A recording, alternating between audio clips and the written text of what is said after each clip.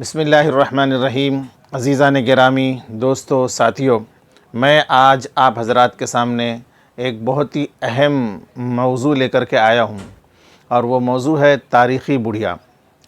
کہ ایک بڑھیا کا واقعہ سنایا جاتا ہے، کبھی وہ حضرت موسیٰ علیہ السلام کے نام پر، کبھی حضرت نوح علیہ السلام کے نام پر، کبھی حضور پاک صلی اللہ علیہ وسلم کے نام پر، کہ یہ بڑھیا نوح علیہ السلام کے زمانے میں تھی، یہ بڑھیا موسیٰ علیہ السلام کے زمانے میں تھی، یہ حضور صلی اللہ علیہ وسلم کے زمانے میں تھی۔ ہم جب اس بڑھیا کا واقعہ سنتے ہیں، وہ تاریخی بڑھیا، اس کا جب ہم واقعہ سنتے ہیں تو ہمارے آنکھوں میں بھی آنسو آ جاتا ہے، اور ہمیں ایسا لگتا ہے کہ واقعی میں اس بڑھیا کی جو کہانی ہے وہ صحیح میں دردناک، اور حقیقت میں کہانی تو دردناک ہے ہی، لیکن کیا یہ کہانی صحیح ہے؟ آئیے ہم سنتے ہیں کہ یہ کہانی کتنی صحیح ہے اور کتنی غلط ہے۔ سب سے پہلے ہم دیکھتے ہیں حضرت نوح علیہ السلام کے زمانے میں ایک بڑھیا کا واقعہ بتایا جاتا ہے، کتابوں میں بھی آتا ہے اور بیانات میں بھی لوگ کہتے ہیں، اور میں نے بھی خود سنا ہے کہ حضرت نوح علیہ السلام کے زمانے میں جب ان کی پوری قوم جو ہے وہ شرک میں ملوث ہو گئی اور کوئی بھی راہ راست پر ہدایت پر آنے کے لیے تیار نہ ہوا سوائے ان لوگوں کے جو ہدایت پر آ چکے تھے، تو اللہ تبارک و تعالیٰ نے قرآن پاک کے اندر فرما دیا کہ اے نبی، اب اس کے بعد کوئی بھی ہدایت پر نہیں آئے گا۔ تو حضرت نوح علیہ السلام نے پھر دعا کی کہ اللہ پاک، روئے زمین پر کسی بھی کافر کو، نافرمان کو آپ زندہ نہ چھوڑیے۔ تو اللہ نے کہا ٹھیک ہے، آپ پانی کے عذاب کا آپ انتظار کریں، اور اس کے پہلے آپ کو اس عذاب سے بچنے کے لیے کوئی تدبیر بتائی جائے گی۔ نوح علیہ السلام کو کشتی بنانے کی تدبیر بتائی گئی کہ آپ کشتی بنائیں، اور پانی کا عذاب آئے گا، اس کشتی میں سارے لوگوں کو لے کر کے بیٹھ جائیں، جو آپ کی کشتی میں بیٹھ جائے گا، جتنے بھی مسلمان بیٹھ جائیں گے وہ سارے کے سارے بچ جائیں گے، اور جو کشتی میں نہیں بیٹھے گا، کشتی میں سوار نہیں ہوگا، وہ سارے کے سارے غرق ہو جائیں گے، ڈوب جائیں گے اور مر جائیں گے۔ نوح علیہ السلام نے اپنے سارے جو ہے امتی کو، سارے ماننے والوں کو، سارے فرما بردار مسلمانوں کو آپ نے بتا دیا کہ ایسی گھٹنا گھٹنے والی ہے، ایسا واقعہ ہونے والا، اللہ کا عذاب آنے والا ہے۔ اور اسی میں آپ چل پھر کر کے ایک عورت کے پاس، ایک بڑھیا کے پاس جاتے ہیں اور اس کو کہتے ہیں کہ اماں، اللہ تبارک و تعالیٰ کا عذاب آنے والا ہے، اور ایسا عذاب آئے گا کہ اس میں کوئی بھی بچے گا نہیں۔ تو وہ بڑھیا کہتی ہے کہ ٹھیک ہے نوح، جب وہ عذاب آ جائے گا تو تم مجھے بتا دینا۔ حضرت نوح علیہ السلام کہتے ہیں ٹھیک ہے، اچھی بات ہے۔ اب یہ نوح علیہ السلام کشتی بنانا تیار کرتے ہیں، کشتی بن جاتی ہے، سارے مسلمان اس کے اندر آ جاتے ہیں، اور جتنے بھی جانور ہیں ان کے ایک ایک جوڑوں کو وہ لے کر کے کشتیوں کے اندر سوار کر لیتے ہیں، اور اس بڑھیا کو بلانا بھول جاتے ہیں۔ پانی کا عذاب بھی آ جاتا ہے، اور پانی کا عذاب آ کر کے چلا بھی جاتا ہے۔ نوح علیہ السلام پھر سے زمین پر آباد ہو جاتے ہیں، زمین پر آ جاتے ہیں، اور پھر جا کر کے ان کو پھر خیال آتا کہ ارے میں نے تو اس بڑھیا ماں کو تو بلایا نہیں، چلو چل کر کے دیکھوں کیا اس کا گھر ہے کہ نہیں ہے، باقی ہے کہ نہیں ہے، میری تو غلطی ہو گئی۔ جب جاتے ہیں تو دیکھتے ہیں کہ اس کی کٹیا وہاں پر زمین پر ہے، اور جا کر کے دروازہ کھٹکھٹاتے ہیں۔ وہ بڑھیا کہتی ہے کہ کون؟ کہتے ہیں کہ میں نوح ہوں۔ ارے نوح، تو کیا عذاب آ چکا ہے؟ عذاب کے لیے عذاب آ چکا ہے اللہ تعالیٰ کا، میں تیرے ساتھ چلوں؟ نوح علیہ السلام کہتے ہیں کہ نہیں، عذاب تو آیا بھی اور آ کے بھی چلا گیا۔ تو بڑھیا کہتی ہے کہ اچھا، مجھے تو پتہ بھی نہیں چلا۔ تو یہ واقعہ سنایا جاتا ہے، اس کے بعد میں پھر کہا جاتا ہے دیکھو، جو اللہ پر ایمان لاتا ہے، اللہ پر بھروسہ کرتا ہے، اللہ تبارک و تعالیٰ اس کی ایسی حفاظت کرتے ہیں کہ عذاب میں بھی اللہ تبارک و تعالیٰ اس کو بچا لیتے ہیں۔ کہ نوح علیہ السلام کا عذاب آیا، ساری دنیا غرق ہو گئی، سارے لوگ مر گئے، اللہ پاک نے اپنی اس ماننے والی بڑھیا کو بچا لیا۔ تو یہ کتنا صحیح ہے، کتنا غلط ہے؟ یہ بالکل غلط ہے، انتہائی بیکار، ایک دم من گھڑت بات ہے، اس میں کوئی سچائی نہیں ہے۔ ٹھیک ہے، دوسری بڑھیا کا واقعہ موسیٰ علیہ السلام کے زمانے کا۔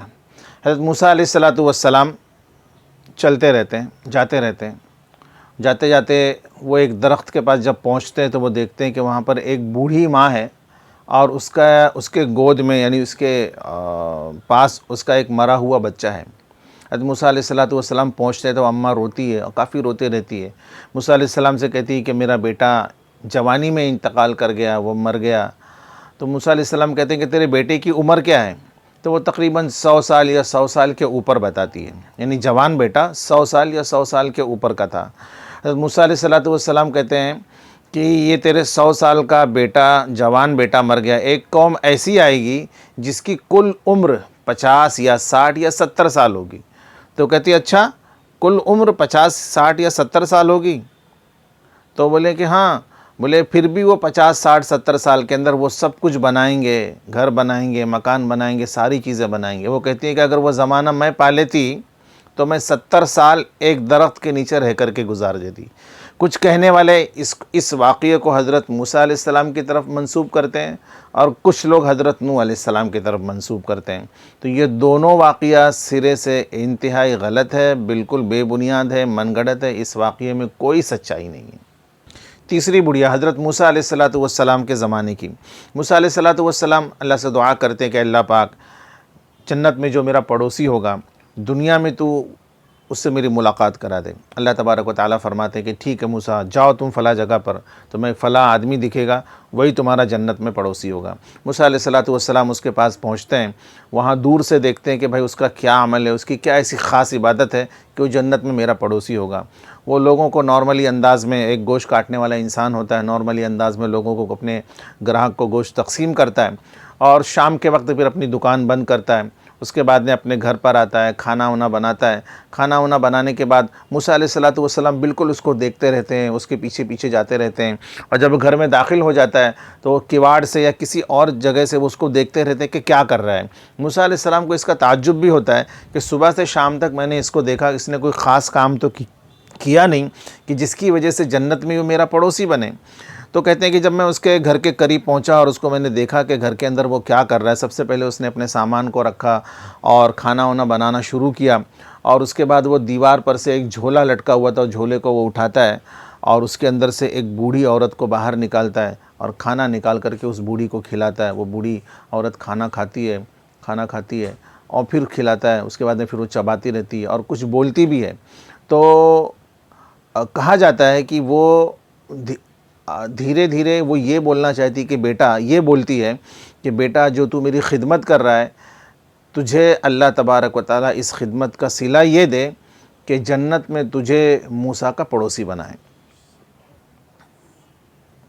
تو حضرت موسیٰ علیہ السلام کہتے ہیں کہ ہاں، واقعی میں والدین کی خدمت کا نتیجہ یہی ہو سکتا ہے کہ جو والدین کی خدمت کرتا ہے وہ جنت میں نبی کا پڑوسی بنتا ہے۔ تو یہ واقعہ بھی لوگ بارہا ماں باپ کے خدمت کے تعلق سے لوگوں کے سامنے بیان کرتے ہیں کہ ماں باپ کی خدمت کرنی چاہیے۔ اس میں کوئی شک نہیں ہے کہ ماں باپ کی خدمت کرنا اولاد کی بہت بڑی ذمہ داری ہے۔ اللہ تبارک و تعالیٰ کی عبادت کے بعد سب سے بڑی جو ذمہ داری ہے وہ یہ ہے کہ انسان اپنے ماں باپ کی خدمت کرے، ان کی رسپیکٹ کرے، ان کی عزت کرے، جہاں تک ہو سکے اپنے سے ان کو فائدہ پہنچائے۔ یہ تو بہت بڑی بات ہے، لیکن کیا یہ واقعہ حضرت موسیٰ علیہ السلام کا صحیح ہے؟ یہ بالکل واقعہ صحیح نہیں دوستو بزرگوں، یہ من گھڑت واقعہ ہے، اور ایسے واقعے پر بالکل دھیان نہیں دینا چاہیے۔ چوتھی بڑھیا جو حضور پاک صلی اللہ علیہ وسلم کے زمانے کی ہے، وہ مکہ کے اطراف سے مکے میں آتی ہے اور کچھ سامان اپنا خریدتی ہے، اور بہت سارا سامان وہ تیار کر کے جب وہ جانا چاہتی ہے تو سامان اس سے اٹھایا نہیں جاتا۔ ایک گٹھری اٹھاتی ہے، دوسری گٹھری رہ جاتی ہے، پھر دوسری گٹھری اٹھاتی ہے، پہلی گٹھری رہ جاتی ہے۔ بہرحال وہ دھیرے دھیرے کیسا بھی لے کر کے وہ جب آگے کی طرف چلتی ہے، خوب دھوپ ہے، سخت گرمی ہے، وہ چل نہیں پاتی، راستے کے کنارے ایک جگہ پر اپنا سامان رکھ دیتی۔ اتنے میں حضور علیہ السلام کا وہاں سے گزر ہوتا ہے۔ حضور صلی اللہ علیہ وسلم اس سے کہتے ہیں کہ اماں کیا بات ہے؟ وہ کہتی ہے کہ بیٹا سامان اتنا زیادہ ہے، میں بڑی تکلیف میں ہوں، کوئی مدد بھی نہیں کر رہا ہے۔ حضور صلی اللہ علیہ وسلم کہتے ہیں کہ اماں آپ گھبراؤ نہیں، میں آپ کے سارے سامان کو آپ کے گھر تک پہنچا دیتا ہوں۔ حضور صلی اللہ علیہ وسلم اس بڑھیا کا پورا سامان لیتے ہیں، اپنے ہاتھوں میں رکھتے ہیں، کچھ سر پر رکھتے ہیں، اور دھیرے دھیرے آپ صلی اللہ علیہ وسلم اس کے ساتھ میں چلتے ہیں، اور گفتگو بھی ہوتی رہتی، باتیں بھی ہوتی رہتی ہیں۔ وہ بڑھیا کہتی کہ بیٹا تم تو بہت اچھے آدمی ہو، بہت اچھے انسان ہو، لیکن یاد رکھو میں تمہیں ایک آدمی ہے ایسا مکے کے اندر جس کا نام محمد ہے، میں تمہیں اس سے خبردار کرتی ہوں کہ وہ ایک نیا دین لے کر کے آیا ہے اور سب لوگوں کو اس سے بہکا رہا ہے، تو تم اس کے باتوں میں نہیں آنا، بڑا جادوگر قسم کا آدمی ہے، جو بھی اس سے بات کرتا ہے اس کا ہو جاتا ہے، وہ ٹھیک آدمی نہیں ہے۔ حضور صلی اللہ علیہ وسلم اس کی بات کو سنتے رہتے ہیں اور مسکراتے بھی رہتے ہیں، اور جب اس کی منزل پر پہنچ جاتے ہیں اور سامان اس کے قریب رکھ دیتے ہیں تو وہ بڑھیا کہتی ہے کہ اس کے بجائے تم کو نبی ہونا چاہیے، تم تو کتنے اچھے آدمی ہو، لوگوں کی خدمت کرتے ہو۔ حضور صلی اللہ علیہ وسلم مسکرا کر بولتے ہیں کہ اماں میں وہی آدمی ہوں۔ تو حضور صلی اللہ علیہ وسلم کے اخلاق کو دیکھ کر کے کہ میں نے راستے بھر میں محمد کو اتنی گالیاں دی، برا بھلا کہا، پھر بھی جو ہے کہ اس نے میری بات کا برا نہیں مانا اور میرا سامان وہ میرے گھر تک پہنچا دیا، اس بات کو وہ دیکھ کر کے، آپ کے ایسے اخلاق کو دیکھ کر کے وہ آپ صلی اللہ علیہ وسلم پر ایمان لے آتی ہیں۔ تو کیا یہ واقعہ صحیح ہے؟ یہ واقعہ بھی میرے عزیز بزرگوں اور دوستوں بالکل بے بنیاد اور من گھڑت ہے۔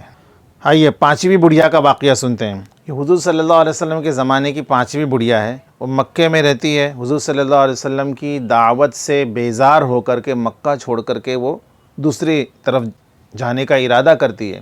جب جاتی تو حضور صلی اللہ علیہ وسلم اس کو مل جاتے ہیں اور حضور صلی اللہ علیہ وسلم کے بارے میں وہ برا بھلا کہنا شروع کر دیتی۔ حضور صلی اللہ علیہ وسلم اس کو سہارا دیتے ہیں، اس کے سامان اٹھانے میں یا کسی اور چیز میں اس کو سہارا دیتے ہیں اور اس کو بولتے ٹھیک ہے اماں میں تم کو وہاں تک پہنچا دیتا ہوں، اور یہ بات ہوتے رہتی ہے حضور صلی اللہ علیہ وسلم اس کو بولتے رہتے ہیں، اس کی باتوں کو سنتے رہتے ہیں اور پھر آخر میں جا کر کے کہتے ہیں کہ ارے اماں میں تو وہی محمد ہوں جس کے بارے میں تم کہہ رہی ہو۔ تو حضور صلی اللہ علیہ وسلم کی ان باتوں سے وہ امپریس ہو کر کے اور حضور صلی اللہ علیہ وسلم کے اخلاق کو دیکھ کر کے وہ ایمان لے آتی ہیں۔ تو کیا یہ واقعہ صحیح ہے؟ یہ واقعہ بھی میرے عزیز بزرگوں اور دوستوں یہ بھی بے بنیاد ہے۔ یعنی مکہ چھوڑ کر کے جو یہودی عورت باہر جاتی ہے، یہودی بڑھیا جو باہر جاتی ہے وہ بھی بے بنیاد ہے، اور وہ عورت جو مکے سے باہر جو مکے کے اطراف سے مکے میں آ کر کے کچھ سامان خرید کر کے واپس اپنے گھر جاتی ہے، راستے میں حضور ملتے ہیں، یہ دونوں واقعہ الگ الگ انداز میں بیان کیا جاتا ہے۔ یہ دونوں واقعہ غلط اور بے بنیاد من گھڑت ہے۔ آئیے اب ہم حضور صلی اللہ علیہ وسلم کے زمانے کی ایک اور بڑھیا کا واقعہ سنتے ہیں۔ یہ بڑھیا کا واقعہ یہ تو بہت ہی زیادہ مطلب مشہور ہے، معروف ہے۔ یہ اتنا زیادہ مشہور اور معروف ہے کہ فیس بک پر تو ایک صاحب حضور صلی اللہ علیہ وسلم کی پوری کلپ دکھا رہے ہیں کہ حضور صلی اللہ علیہ وسلم یہاں سے آتے تھے اور یہ ہوتا تھا، آپ نماز کو یہاں جاتے تھے، پھر یہ ہوتا تھا۔ وہ واقعہ ایسا ہے کہ حضور صلی اللہ علیہ وسلم جب نماز کو جایا کرتے تھے تو ایک عورت، ایک بڑھیا کا کام یہ تھا کہ اپنے گھر کی چھت سے وہ حضور پاک صلی اللہ علیہ وسلم کے آنے جانے کے راستے پر کانٹا ڈال دیتی تھی، پتھر پھینک دیتی تھی، کچرا پھینک دیتی تھی۔ وہ اس کا کام ہی یہی تھا۔ یہ اتنا مشہور اور معروف ہے لوگوں کے اندر کہ علماء کرام بھی اس کو بیان کرتے ہیں، یوٹیوب کے اندر بڑے بڑے علماء کرام اس کو بولتے ہیں اور امت کے اندر بہت ہی زیادہ یہ مشہور ہے۔ تو آئیے دیکھتے ہیں کہ یہ واقعی میں سند کے اعتبار سے کیا یہ واقعہ صحیح ہے۔ حدیث کی کتاب کے اندر بالکل بھی ایسی کہیں بھی روایت نہیں ملتی ہے، یہ بالکل غلط ہے۔ اور جو یہ بتایا جاتا ہے کہ فیس بک پہ میں نے دیکھا کہ ایک صاحب پورا لائیو کر کے بتا رہے تھے کہ یہ وہ جگہ ہے جہاں سے یہ بڑھیا حضور صلی اللہ علیہ وسلم پر کانٹے ڈالتی تھی، پتھر پھینکتی تھی، کچرا پھینکتی تھی، اور یہ سرکار یہاں پر جا کر کے جب یہاں سے گزرتے تھے تو یہاں پر کچرا ڈالتی تھی، یہ فلاں جگہ حضور صلی اللہ علیہ وسلم کے ہاتھ کے بنائی ہوئی یہ مسجد ہے۔ ایسا پورا انہوں نے دکھایا۔ جب یہ واقعہ کہیں کتاب میں ہے ہی نہیں کسی صحیح سند کے ساتھ میں، تو آپ بتا کیسے رہیں؟ تو ایسے ہی لوگوں کی وجہ سے پوری دنیا کے اندر من گھڑت روایتیں، موضوع روایتیں پھیل رہی ہیں، اور سیدھے سادھے مسلمان اس کو کیا کرتے ہیں؟ صحیح سمجھتے ہیں اور وہ سن کر کے وہ لوگوں سے بھی بیان کرتے ہیں۔ بالکل صحیح نہیں ہے۔ اس کے آگے واقعہ کچھ یوں ہے کہ جب وہ ایک دن کچرا پھینکنا بند کر دیتی ہے، دوسرے دن بھی کچرا نہیں آتا، تو حضور صلی اللہ علیہ وسلم صحابہ سے پوچھتے ہیں کہ کیا بات ہے، فلاں اماں جو کچرا پھینکنے والی ہے وہ کچرا نہیں پھینک رہی ہیں؟ تو کوئی کہتا ہے کہ حضور وہ بیمار ہے 2-3 دن سے۔ تو حضور کہتے ہیں ٹھیک ہے آج ہم ان سے ملاقات کرنے کے لیے جائیں گے۔ حضور صلی اللہ علیہ وسلم جب اس کے گھر پر جاتے ہیں اور ٹھک ٹھک کرتے ہیں، اتنے میں دروازے پر اس بڑھیا کی بیٹی آ کر کے جب دیکھتی ہے تو کہتی کہ ارے اماں، دروازے پر تو وہ آدمی آیا ہے جس پر تم روزانہ کچرا پھینکا کرتی تھی۔ بڑھیا کہتی ہے اور بیٹی کہتی ہے کہ اماں لگتا ہے کہ اب یہ آج ہم کو چھوڑے گا نہیں، بدلہ لینے کے لیے آیا ہے۔ تو بڑھیا کہتی ٹھیک ہے دروازہ تو کھولو۔ دروازہ جب کھولتے ہیں تو وہ سیدھے آتے ہیں اور آ کر کے پوچھتے ہیں کہ اماں کیا بات ہے، تم اتنے دن سے کچرا نہیں پھینک رہی ہو، مجھے پتہ چلا کہ تم بیمار ہو، میں تم کو دیکھنے آیا ہوں، بتاؤ میں تمہاری کیا خدمت کر سکتا ہوں، تمہاری کیا دیکھ بھال کر سکتا ہوں۔ حضور صلی اللہ علیہ وسلم وہاں کچھ الفاظ اپنے انداز میں کہتے ہیں، کچھ اخلاقی مظاہرہ کرتے ہیں جس کو وہ سن کر اتنی امپریس ہو جاتی ہے، اتنی زیادہ آپ صلی اللہ علیہ وسلم کی گرویدہ ہو جاتی ہے کہ وہ کہتی ہے کہ میں جب سے بیمار ہوئی ہوں کوئی مجھے دیکھنے نہیں آیا، دیکھنے بھی آیا تو وہ آیا کہ جس کے اوپر میں کچرا پھینکا کرتی تھی۔ آپ صلی اللہ علیہ وسلم کے ان اخلاق کو وہ دیکھ کر کے آپ صلی اللہ علیہ وسلم کے پر وہ ایمان لے آتی ہے۔ تو یہ واقعہ کہاں تک صحیح ہے؟ یہ واقعہ بھی دوستو بزرگوں سنیں غور سے بالکل بے بنیاد من گھڑت ہے، کہیں پر بھی حدیث کی کتابوں کے اندر یہ واقعہ نہیں ملتا ہے۔ آپ کو ایک اور واقعہ حضرت ابو بکر صدیق رضی اللہ عنہ کے زمانے کا سناتا ہوں کہ حضرت ابو بکر صدیق رضی اللہ عنہ کے زمانے کے اندر بھی ایک بڑھیا تھی۔ دیکھو یہ بڑھیا نوح علیہ السلام سے لے کر کے موسیٰ علیہ السلام، پھر حضور صلی اللہ علیہ وسلم کے زمانے میں، پھر صحابہ کے زمانے میں یہ بڑھیا کا واقعہ چلتا رہا۔ ابو بکر رضی اللہ عنہ کے زمانے کے اندر ایک بڑھیا جن کی خدمت وہ کیا کرتے تھے۔ حضرت عمر رضی اللہ عنہ نے ایک دن سارے معذورین کا رجسٹر دیکھا کہ ہر معذور شخص کے آگے اس کا نام لکھا رہتا تھا کہ یہ فلاں معذور ہے اور ان کی خدمت فلاں کرتا ہے۔ حضرت عمر نے دیکھا کہ ایک بڑھیا ہے، اس کے نام کے آگے کسی بھی شخص کا نام نہیں ہے، تو انہوں نے کہا چلو میں چل کر کے اس کی خدمت کر دیتا ہوں۔ جب وہ جاتے ہیں اس بڑھیا کی خدمت کرنے کے لیے تو پتہ چلتا ہے کہ پہلے ہی سے کوئی آ کر کے چلا گیا ہے۔ یہ 2-3 مرتبہ جاتے ہیں تو معلوم پڑتا ہے کہ پہلے ہی کوئی آ کر کے چلا گیا ہے۔ ایک دن یہ اور جلدی پہنچتے ہیں تو وہ دیکھتے ہیں کہ ارے باپ رے، یہ کرنے والا، اس بڑھیا کی خدمت کرنے والا کوئی عام انسان نہیں ہے، بلکہ یہ تو خلیفہ ہے، امیر المؤمنین ہے، حضرت ابو بکر صدیق رضی اللہ تعالیٰ عنہ ہے۔ تو کیا یہ واقعہ حضرت ابو بکر صدیق کا، جو وہ رات کے اندھیرے میں بڑھیا کی جا کے خدمت کیا کرتے تھے، کیا یہ صحیح ہے؟ یہ بھی دوستو بزرگوں بالکل بے بنیاد ہے، من گھڑت ہے، اس واقعے میں کوئی سچائی نہیں ہے۔ اب آپ کو حضرت ابو بکر صدیق رضی اللہ عنہ کے زمانے کا ایک اور واقعہ سناتا ہوں۔ جب وہ خلیفہ بن گئے تو ایک بچی اپنے بوڑھی ماں سے یا اپنی بوڑھی دادی سے کہتی ہے کہ ابو بکر تو خلیفہ بن گئے ہیں، اب ہماری بکری کا دودھ کون دہے گا؟ یعنی کہ حضرت ابو بکر صدیق رضی اللہ عنہ کی عجز اور انکساری کو بتانے کے لیے کہ آپ خلیفہ وقت بننے کے بعد یا خلیفہ وقت آپ نہیں تھے، اس سے پہلے بھی آپ کیسے لوگوں کی خدمت کیا کرتے تھے، یعنی کتنے آپ لوگوں کی خدمت آپ کرتے تھے، ہر ایک کی خدمت آپ کرتے تھے۔ اس تعلق سے جب بیان کیا جاتا تو بتایا جاتا ہے کہ حضرت ابو بکر صدیق خلیفہ بننے سے پہلے ایک بوڑھی عورت کی بکری کا دودھ دہا کرتے تھے۔ جب وہ خلیفہ بن گئے تو اس بوڑھی کی پوتی کہہ لو یا پھر بیٹی کہہ لو، اس نے اپنی ماں سے یا اپنی دادی سے کہا کہ اب ابو بکر تو خلیفہ بن گئے، اب ہماری بکری کا دودھ کون دہے گا؟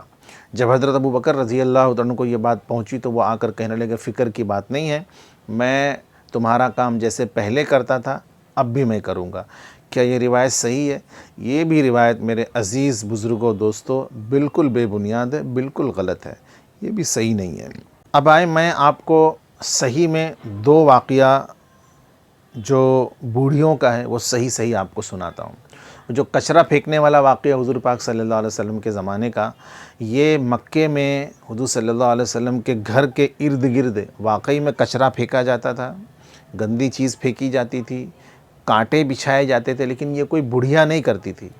یہ حضور صلی اللہ علیہ وسلم کے ایک چچا تھے جن کو ہم سب جانتے ہیں، ابو لہب۔ اس کی بیوی کا نام تھا ام جمیل غالباً، جس کو قرآن کے اندر حمالۃ الحطب کے نام سے یاد کیا گیا ہے کہ وہی بازار جاتی تھی اور جنگل جاتی تھی اور جنگل جا کر کے وہاں سے کانٹے دار لکڑیاں چن کر لے کر آتی تھی اور حضور صلی اللہ علیہ وسلم کے دروازے کے سامنے جہاں سے آپ کا گزر ہوتا تھا وہاں پھینک دیتی تھی۔ حضور صلی اللہ علیہ وسلم جب گھر سے باہر نکلتے تو حضور کہتے تھے کہ کیسے پڑوسی ہیں، یعنی کیسے لوگ ہیں جو اپنے پڑوسی کا خیال نہیں کرتے، تکلیف دیتے ہیں۔ تو یہ عورت تھی جو حضور صلی اللہ علیہ وسلم کے راستے میں کانٹے ڈال دیا کرتی تھی۔ یہ کوئی بڑھیا نہیں تھی، چلو بڑھیا مان بھی لیں گے، تو یہ تھی وہ عورت، نہ کہ وہ نماز میں آتے جاتے کوئی عورت اوپر سے کچرا ڈالتی تھی، یہ نہیں تھا۔ ہاں یہ ہوتا تھا، لیکن مستقل یہ جو بڑھیا کے نام سے بیان کیا جاتا ہے یہ ایسا نہیں ہے، بلکہ حضور صلی اللہ علیہ وسلم کے رشتہ دار حضور صلی اللہ علیہ وسلم کی چاچی تھی جو حضور کے ساتھ میں ایسا معاملہ کرتی تھی۔ دوسرا واقعہ میں آپ کو سناتا ہوں، بڑھیا کا، صحیح ہے، سچا ہے۔ مستدرک الحاکم کے اندر یہ روایت ہے کہ حضور صلی اللہ علیہ وسلم اپنے ساتھیوں کے ساتھ غزوے سے یا کسی کام سے گئے تھے، وہ لوٹ کر آ رہے تھے تو ایک دیہات میں آپ نے قیام کیا۔ جب آپ وہ دیہات میں رکے تو وہاں کے ایک بدو نے، ایک دیہاتی نے آپ صلی اللہ علیہ وسلم کی اور آپ کے ساتھیوں کی بڑی اچھی خدمت کی۔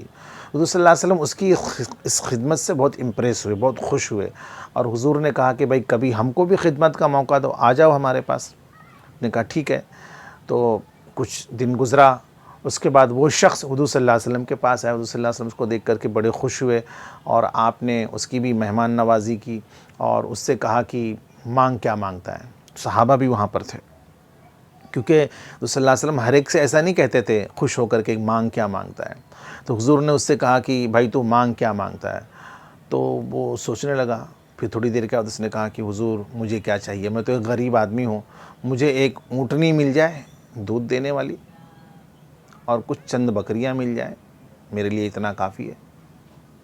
اس زمانے کا جو سٹینڈرڈ لیونگ سٹینڈرڈ تھا، یعنی کہ جینے کی جو ایک زندگی تھی عیش و عشرت والی، وہ یہی ہوا کرتی تھی کہ بھائی میرے پاس اونٹ ہوں، اونٹنی ہوں، بکریاں ہوں اور اس پہ سواری کر سکوں میں، کچھ اونٹنیاں ہوں، کچھ بکریاں ہوں جس کے دودھ کو میں اور میرے گھر والے پی سکے، بس سواری کا انتظام ہو جائے، کھانے کا انتظام ہو جائے، اس سے بہتر. اور وہ دیہاتی تھے، ان کا سوچنے کا اتنا زیادہ آگے وہ سوچ بھی نہیں سکتے تھے، بس اتنے ہی وہ جانتے تھے. تو انہوں نے کہا بس حضور مجھے اتنا چاہیے.